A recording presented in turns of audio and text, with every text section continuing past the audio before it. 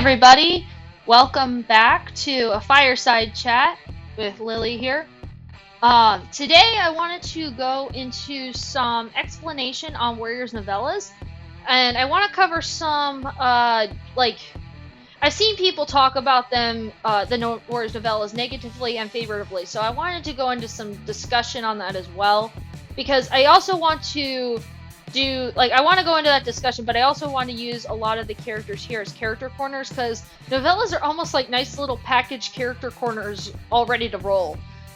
So that's going to be nice to have later on to talk about. So I plan on doing a nice character corner on all of these characters at some point, based on their novellas alone. So anyway, I will get started going through what I have here. So Warrior's novellas. I see people, honestly, either really love novellas or really love a novella, and I see a lot of people give a lot of hate to novellas sometimes. And honestly, this isn't everyone, and you don't have to agree with me. Once again, that's fine. This is just kind of what I've observed, and I just want to go into some reasoning, because when I see someone don't like something or really, really like something, I tend to go, why? And then I tend to really think about why. So, sorry if I do that. But anyway, so I went through and I divided up, because I do think there are patterns in the novellas in the way they're set up. Like, the writers didn't just write random novellas of characters. They really didn't. There are actually three main kinds of novellas that we see. And I've noticed that there is a pattern to the novellas that people actually like and dislike. Like, I see a lot of dislike for, and really, like, some people are like, oh, this novella is the best, and like the entire fandom agrees on that. And it's like, huh, wow, that matches up with my pattern. So I'm going to explain. So there are three main kinds of novellas.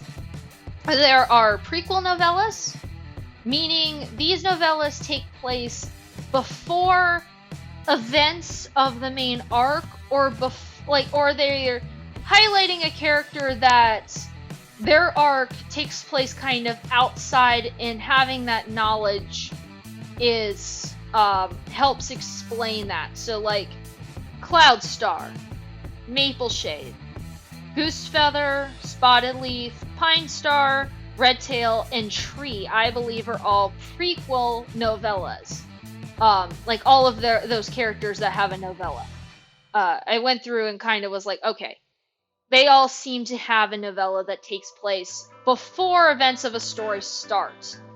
They, you know, you don't have to read them. Like, not reading Pine Star's Choice really doesn't make a difference on how you feel in the fandom, really, because it doesn't matter a whole lot. It's just an extra story. But, some of them, like Tree, does help, but those take place like before all the events, so that's one type of novella.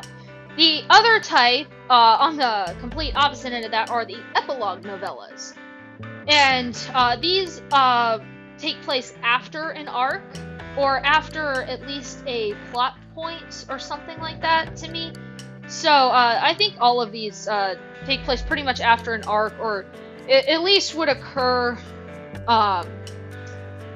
you know, like at some point after that. So Hollyleaf, Leafpool, Dovewing, Thunderstar, and Shadowstar all have epilogue style novellas, where their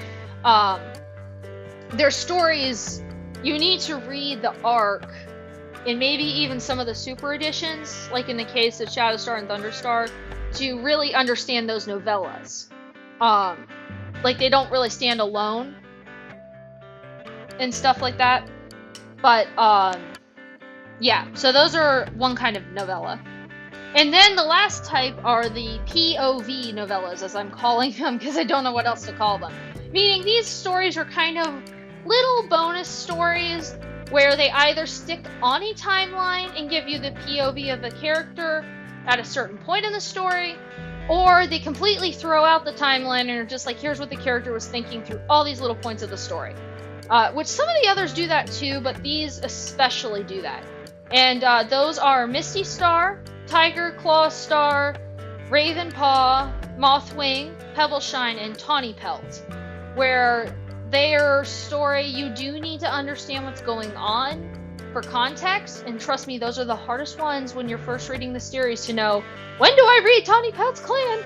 Like, seriously, like, they're the hardest ones to figure out, but, you know, but they give you good insight on, like, what a character was thinking. Now, those are how I break them down, to think about them. But I have noticed that there are a few novellas in particular I've noticed people dislike a lot, namely Mapleshade's Vengeance. I see getting either people really, really like that one, or they really, really hate it. Like, there's no in between. I see some people dislike Goosefeather's Curse. You know, a lot of people don't like Redtail's Debt, a lot of people don't like Pine Star's Choice, and Spotted Leaf's Heart. I also see a lot of people don't really like Tiger Claw's Fury. And some people don't like Leafpool's Wish, but honestly, some people don't even seem to be aware that it exists, or at least don't think about it a lot or something. But, yeah, anyway. So, based on that, I did notice that there was a pattern emerging. Most people don't like prequel novellas. Huh. Which is kind of funny, because I actually think, like, I would say that my favorite novella on this list, which I won't say, because I'll save that later on for a 20 questions, but, is not on that list at all. But I would say that overall I tend to enjoy the prequel novellas the most, because I like, I like hearing what was going on before the events of the arc, especially, like, Goosefeather's Curse and Mapleshade's Vengeance. I liked because I liked seeing what ThunderClan was like before, like, the main cast showed up. You know, like, that was interesting, but I did kind of realize that epilogue novellas and POV novellas seem to be favored more by the fandom in general, and I think that's because a good novella really should be that. Novellas are only about 10 chapters, sometimes only 9 chapters, and that's roughly 100 pages, sometimes more, sometimes less, but around 100 pages. And in that time, you really can't always write a good, like, it's hard to set up a story for a prequel novella would require a lot of setup. Like, I'll use the example with Pine Star. Like, Pine Star. We know nothing about Pine Star. We know nothing about every cat in the clan with Pine Star. We know nothing about his dad, Oakstar. We know nothing about his mom. We know nothing about anybody at all. And in 10 chapters, all of that needs to be established. All of it. His motives, how he feels. And it's not really, even though it was cute seeing Jake as a baby, it's not really well established, because in 10 chapters you can't do that, like, effectively. So a lot of these prequel novellas kind of fall into this problem, where they are interested in, like, they're interesting if you're interested in lore of warriors and history, but as standalone stories, they're not, because they do fall into that pit. Whereas epilogue novellas, all of the epilogue novella characters, except for Shadowstar and Pebbleshine, or not Pebbleshine. Pebbleshine was a POV character. Sorry. Except for Shadowstar, sorry, are all main characters that we're just getting epilogues on. So Hollyleaf was the main character in Power 3. She was one of the major players. Leafpool was a major player in The New Prophecy for some reason. Dovewing was a major player in Omen of the Stars for some reason. And Thunderstar was a main player in the Dawn of the Clan series for some reason. So, you know, it makes sense to give them the novellas after their arc ends to wrap it up. And it does do that. And I think the epilogue novellas, in my opinion, overall do the best job that a novella should do, in that they stick on one storyline and they tend to give a coherent story, and they tend to wrap things up for that character pretty well, in my opinion. I know some people don't like Leafpool's Wish, but I think seeing the three as babies was adorable. And I also think Leafpool's Wish is kind of weird too, because I call it an epilogue, but it also is sort of a prequel, because obviously the Power of Three comes after New Prophecy. So in some ways, maybe that's why Leafpool's Wish gets some hate as well, because it sort of is a combo. I would still call it an epilogue, but it could also be a prequel. But yeah, I think that's why the epilogue ones work well. Then the POV novellas I also see people like a lot, and it makes sense, because it's kind of like Mothwing was a long time in coming, and so was Tawny Pelt. They were wonderful. We've always loved, I've always loved those characters, and I think a lot of people, I've never seen someone say they hate Mothwing. I haven't seen someone say that yet. Thank goodness. She's great. And so is Tawny Pelt. I think most people like her. Once again, I've never seen hate on them. But I think having a POV of these characters was wonderful, because we've always loved them. We're highly invested in their stories. And to get a POV, no matter what they do, and no matter where they go, and no matter if we time jump or stick on a timeline, we're happy just to see them do things. And so I think these are at least effective and do what they set out to do, even though I think the epilogues are more. So I guess the question then remains, what do I think about the prequel novellas? They don't need to exist at all, because in my opinion, I think that these should just be super editions. Ideally. I think all of those should have been super editions. I actually have a thing I'll talk about later in a Spin the Wheel when I discuss some SkyClan things that I have ideas about. At least how I would have handled it as a writer.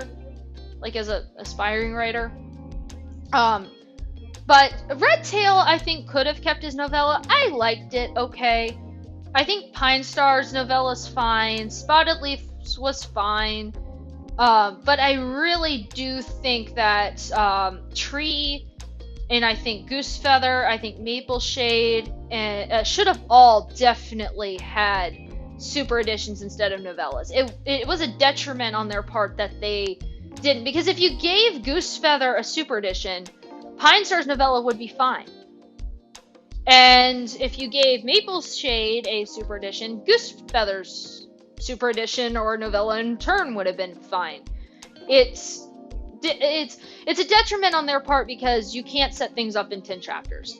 So that's how I would kind of fix things like that. In Tree too. Tree comes with a very interesting background, but it's so fast, I didn't really have time. It's like whiplash through Tree's growing up years in drama. Like, Root was a great character, but then he's like dead in seconds, and it's like, oh, well, that's sad. You know, I really wanted to see, like more information on them. And I think, honestly, SkyClan should have had an arc in the main series, because it's just, I'll talk about that later. So Cloudstar, in my eyes, should have had an arc more about them than a novella. Or I feel like even in Maple Shade's Vengeance, we could have had something along the lines of, like, Maple Shade could have been a kit when SkyClan was exiled. It's really unclear. So, maybe even do something like that, and then Cloudstars at least would have made sense. The problem here is that we don't, at least, like, even if 2 or so of these were super editions, it would make the whole thing much, much clearer and cleaner than it stands. So I guess as a quick wrap-up of what I'm talking about here is, I want to do character corners on all of these guys and explain all my thoughts in detail. However, I do think that, just speaking and from what I've deduced here, I do think that the epilogue novellas are the best as far as what they set out to do. I think the POV novellas do really good in what they set out to do. I find them sometimes disorienting, but I like them all the same, because they usually highlight characters I like to see do things. And the prequel novellas are thematically just not good in what they set out to do. It doesn't seem like they're writing these anymore, which I'm upset about and not upset about at the same time, because I don't want these to be novellas anymore. I want to see them turn those into super editions, like that style. and stop making these novellas, because Black Star's getting a novella, and that's fine to me because it's going to take place actually more as a POV type novella, where it's going to take place between arcs 1 and 2. It'll be sort of a prequel, sort of an epilogue, and sort of a POV all at the same. I would probably call it a POV just from what I've seen about it. And then Spot, Fur, and Daisy are going to have POV. It's almost going to be like a booklet of POV novellas, which I think is a good thing. Whereas if we had like Cloudberry's Trauma or something like that, or Cloudberry's Stubborn Apprentice novella, I think that things might have been in the same boat, even though we had Goosefeather. It still is kind of difficult to go back and write on a character. Even though I want to know what they're about, we need super editions on them, not novellas, I think. I think that's the way to solve things with that, at least. At least in my opinion. I mean, who am I? I'm just some kind of writer on the side. But that's my opinion, and I do see those novellas getting the most, not hate, but like the people tend to dislike them the most, and people tend to have the most problems with them. So I just wanted to discuss that a bit. But anyway, hope you guys have a great week. Please remember to like and subscribe for more content, and I hope this was interesting, and it's setting up what I want to talk about later. So bye guys.